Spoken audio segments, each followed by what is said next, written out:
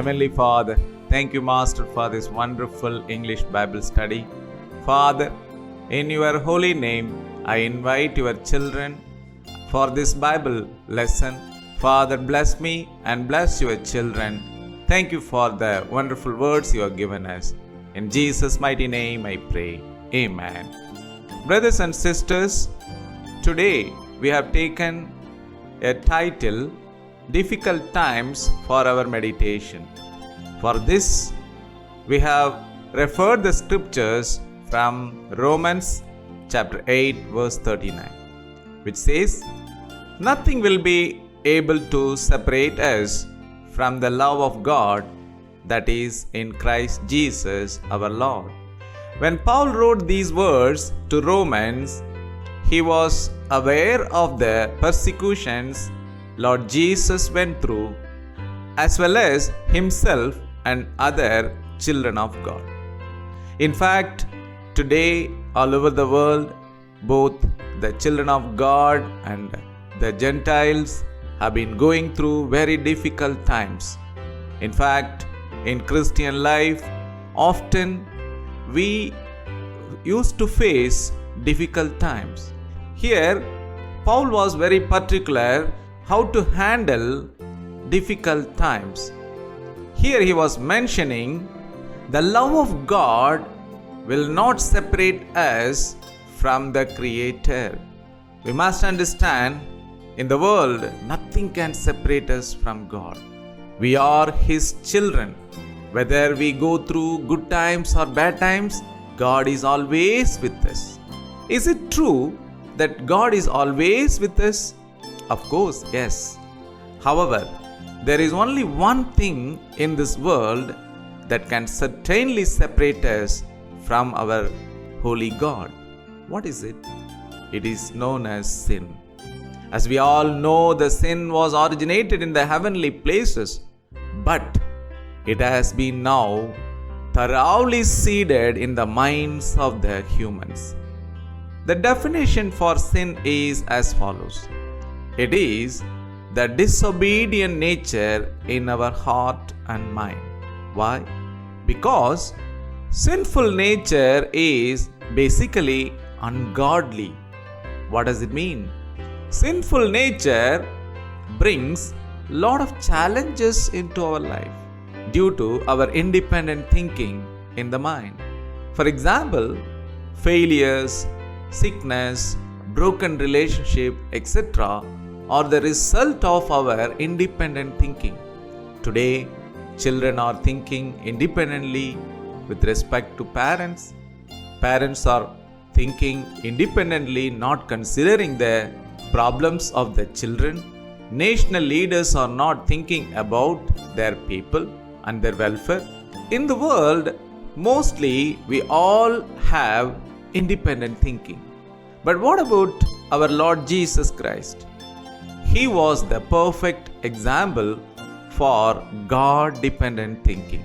That is why we also call him not only Son of Man, he was God in flesh. When we go through difficult times, we ask a question.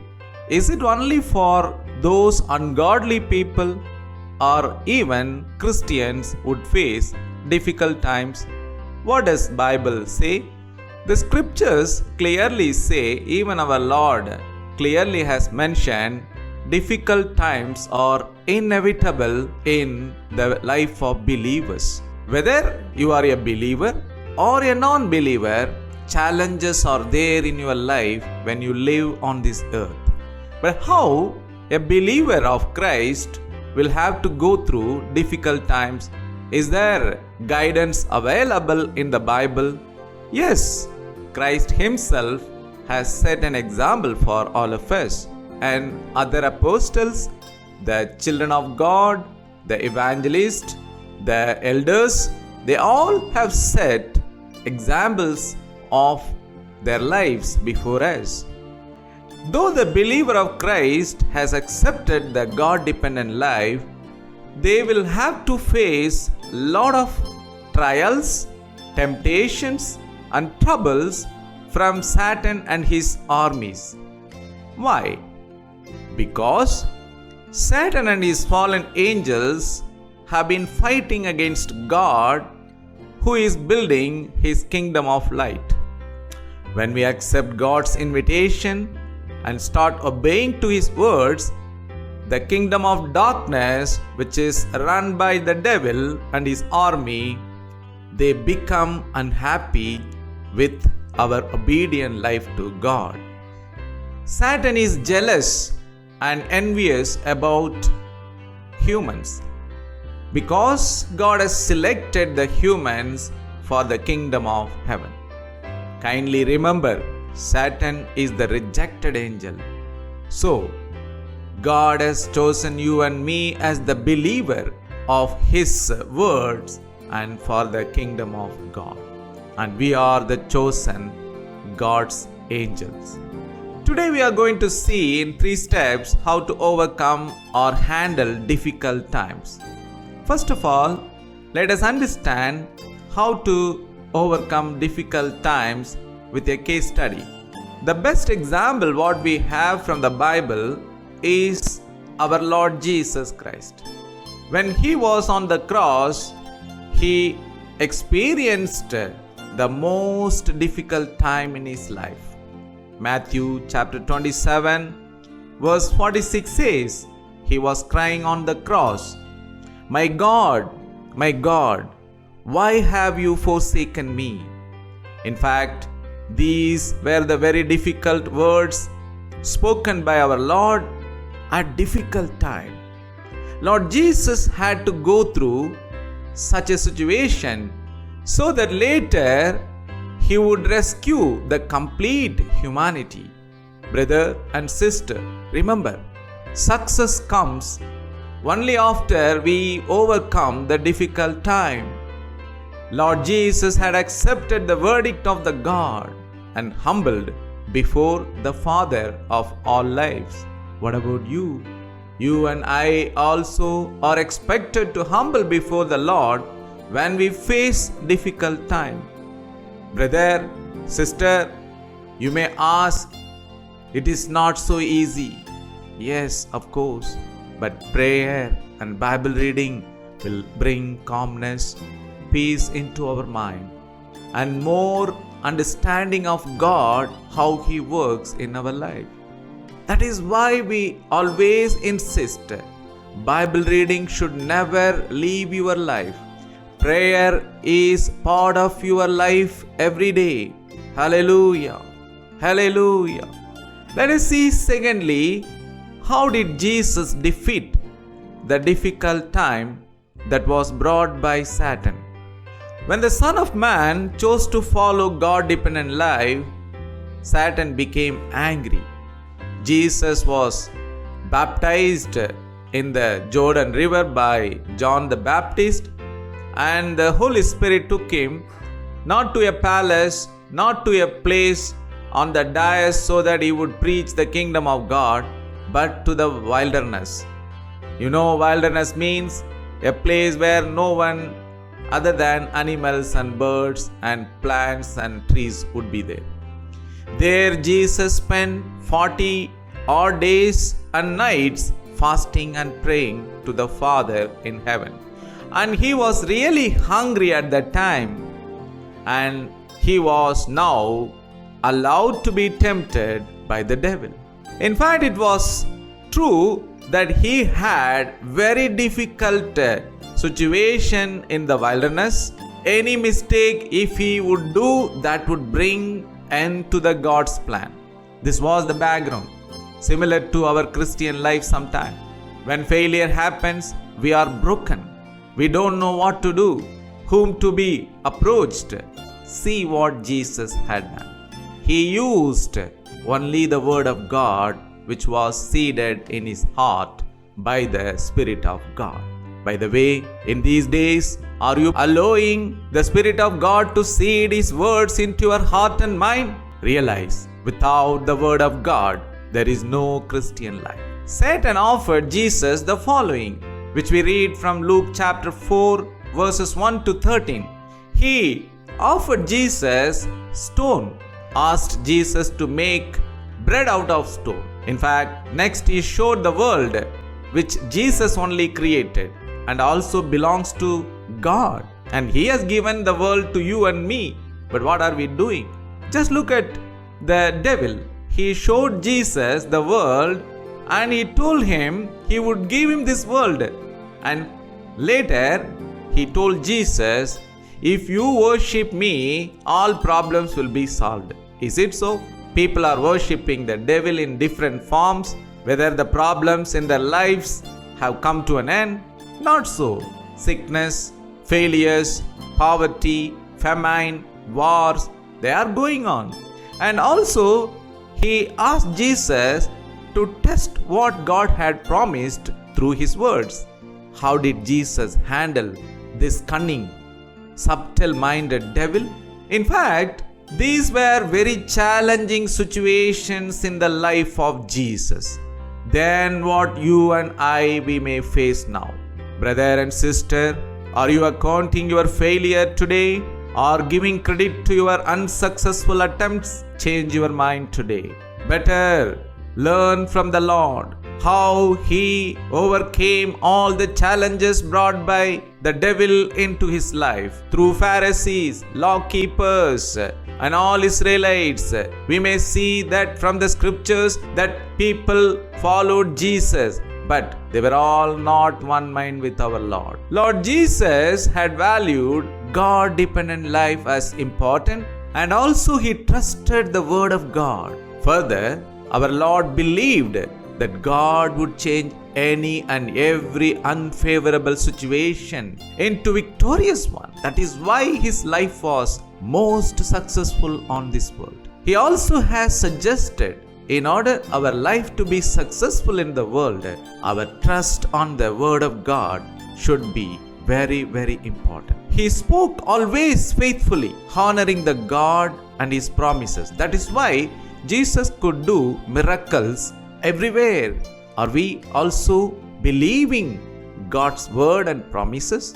If you say yes, then we are the trustworthy people of God. Let us surrender our lives completely to God. Never compare your life with others and your failure with others' success. You are the children of God, the most valuable ones for God. God is valuing from this world only you and I. Let us not forget this wonderful secret.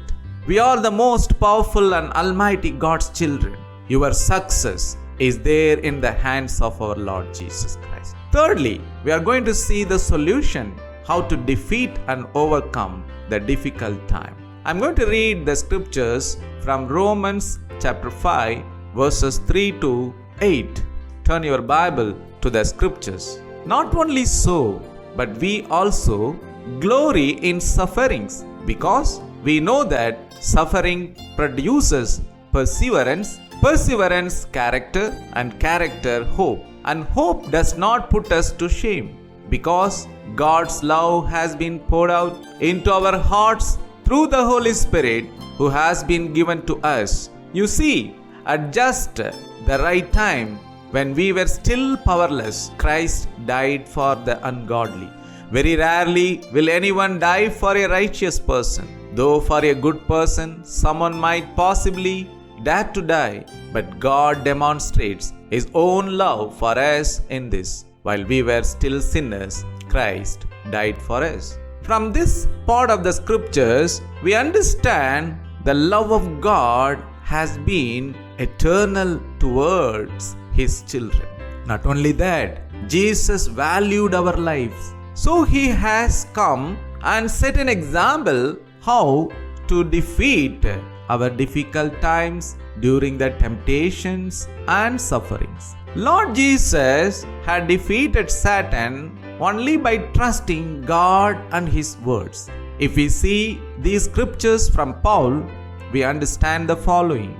Our thinking life is justified through faith alone in Lord Jesus. And we have peaceful relation because of our trust in the Word of God with the Holy Spirit of God. We receive the grace of God also through faith in Lord Jesus. That is what the verse 5 says. Hope does not put us to shame, because God's love is ensured through the Holy Spirit. So our hope is on Lord Jesus. It should be strong enough to handle any crisis. But the process you should understand so that you can easily handle how this difficult time is allowed in the life of a believer by God. Suffering will come in Christian life from the kingdom of darkness. So we have to go through them because God expects us to produce perseverance. Why? Perseverance produces character of Christ, that is spiritual. What is the purpose of God's invitation to you and me? To build spiritual nature inside you and me, to build the characters of the heaven. As you know, angels are spiritual creatures. But what about the earthly creatures? Humans, animals, birds, reptiles. See, you should know the human spirit is different from rest of all other creations. We are so special because our spirit has come from the unapproachable light, that is from the Father. That is why we call God our Father. You must know today why you are calling God your Father. You are the living spirit created by God, sent by God to your mother's womb, and you have learned the world. Because of that, you are not different and alien. You are God's own child. But if you understand the truth and learn the language of your Father, the Bible, the Word of God, you submit completely your life to God so that He would mold your life. He would install the heavenly treasure inside you, the mind of Christ and the characters of Christ, so that you would become the true child of God on this earth and show to the world what a good Father you have in heavenly places. And once the characters of Jesus are established inside you, you receive the spiritual strength through prayer, and this strength would produce hope, and this hope would enlighten your mind so that you understand what is right, what is wrong, and at that time God clear all your crises, removes your suffering, brings blessing into your life. It is therefore, brother and sister, let us stop indulging in worrying, but continue in our hope on Lord Jesus Christ, who indeed finally would solve all our problems. Shall we pray now? Father, we are your children. Have mercy upon us. We have turned to you with our burdens, trusting your love and power to have healing in our mind. Father, we believe that you will make all our sorrows, failures into joy and victory. We thank you, dear. We praise you, dear. And we make this prayer in the mighty name of Jesus Christ. Amen.